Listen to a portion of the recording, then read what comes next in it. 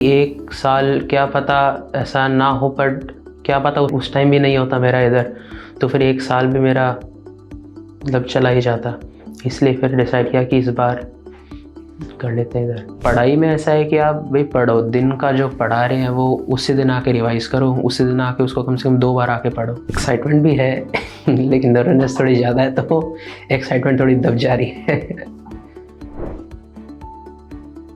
मेरा नाम तनिष है और मैं गुड़गांव रहता हूँ, और अभी मैं जो यूनिवर्सिटी जा रहा हूँ रशिया में, वो पिस्को स्टेट यूनिवर्सिटी है। रशिया की यही है कि मतलब उधर यूनिवर्सिटीज़ जो हैं वो काफ़ी सारी यूनिवर्सिटी हैं, आपके पास चॉइसेस बहुत ज़्यादा रहती है यूनिवर्सिटीज़ की, कि अगर आपको कोई नहीं पसंद आ रही तो दूसरी मिल जाएगी, तीसरी मिल जाएगी। बाकी ऐसा है नहीं, वहाँ पे आपको हर यूनिवर्सिटी में जिसमें भी जाओगे आप एक से बढ़कर एक यूनिवर्सिटी है। और वहाँ पे बच्चे भी आपको इंडियंस यूनियन की कम मिलती हैं, इंडियंस वहाँ पे बहुत हैं, तो आपको ऐसे एडजस्ट होने में भी ज़्यादा टाइम नहीं लगता है उधर, आप आराम से एडजस्ट हो जाते हो उधर। इंडिया के साथ उनके जो कनेक्शंस है रशिया के, वो अच्छे हैं। वहाँ पे बहुत बच्चे जाते हैं हर साल और उनको कोई दिक्कत नहीं आती, कि परेशान रहते हैं। एज अ फ्रेंडली कंट्री है हमारा। उधर के मैंने रिव्यूज़ जैसे देखे थे, तो मेरे को और यूनिवर्सिटीज़ के कंपैरिजन में उसके रिव्यूज़ ज़्यादा अच्छे लगे। और मेरे कुछ रिलेटिव्स जैसे उधर है, मैंने उनसे बात करी तो उन्हें बताया कि वो काफ़ी अच्छी यूनिवर्सिटी है, कोई दिक्कत नहीं आती वहाँ पे। यूनिवर्सिटी जैसे उधर कैंपस यूनिवर्सिटीज़ के जैसे एक कैंपस नहीं है, काफ़ी सारे कैंपस है, अलग अलग उधर बिल्डिंग्स है। हॉस्पिटल का अलग रहता है, अगर आपकी कोई फिज़िकल क्लास रहती है तो उसकी अलग एक बिल्डिंग रहती है। ऐसे मतलब 6-7 बिल्डिंग्स हैं उधर, और हॉस्टल भी ऐसे अलग अलग है। तो पूरा मतलब स्टेट में मतलब यूनिवर्सिटी एक तरीके से फैली हुई है, तो आपको ट्रैवलिंग में ज़्यादा दिक्कत नहीं आती कि आपको एक ही बिल्डिंग में बार बार इतनी दूर जाना है। तो ये कन्वीनियंस भी एक अच्छा है उधर।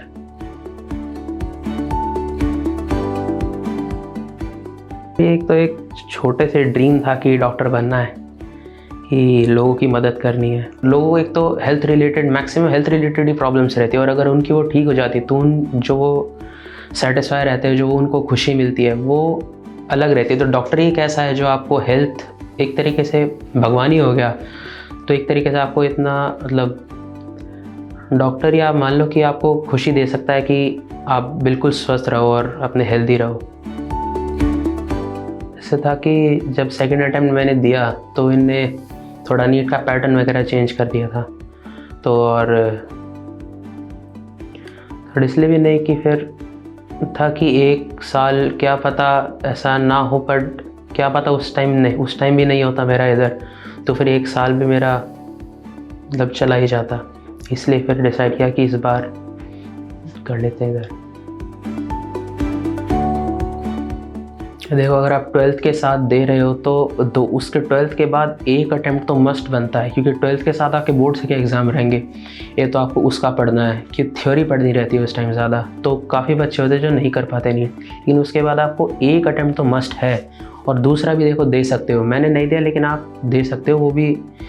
और पढ़ाई में ऐसा है कि आप भाई पढ़ो, दिन का जो पढ़ा रहे हैं वो उसी दिन आके रिवाइज़ करो, उसी दिन आके उसको कम से कम 2 बार आके पढ़ो। तो और अपना डेली का डेली काम रखो, कोई पेंडिंग वर्क ना रखो अपना। तब अगर नहीं हो रहा है तो फिर एक तो प्राइवेट यूनिवर्सिटीज़ की तरह सर्च कर सकते हो, या तो सेमी गवर्नमेंट भी रहती हैं इंडिया में ही अगर आपको करना है तो, या फिर वो भी आपको नहीं करना है तो जैसे आप रशिया ऐसे को प्रेफर कर सकते हो जाना। अगर 2-3 में भी नहीं निकला, लेकिन 2 तो देखो कम से कम 2 आप लोग। अब्रॉड का देखो फैमिली ने सपोर्ट दिया पूरा। मैंने जैसे उनसे बात करी कि मेरा तो खुद का था ही कि फिर अगर इस बार भी नहीं हुआ, क्या पता अगली बार ना हो, तो मैंने पेरेंट्स से बात करी, तो पेरेंट्स का फुल सपोर्ट था कि हाँ भाई जाओ। मेरा भी था कि हाँ मेरे को जाना है, करना है। तो हाँ, पूरा फैमिली पूरी सपोर्टिव थी मेरी अब्रॉड के लिए। रूस एजुकेशन में मेरा एक्चुअली एक ओल्डर ब्रदर है, कज़न, वो पिछले साल यहीं से रूस एजुकेशन से गया था। सेम यूनिवर्सिटी थी, पिस्को भी थी, तो उसके थ्रू मुझे इसके बारे में पता चला। काउंसलर है मेरी रुचि मैम, एंड देखो वो बहुत फ्रेंडली मैम है। मतलब उनसे टाइम पे बात हो जाती है, सारी चीज़ें को अच्छे से बता देती है वो।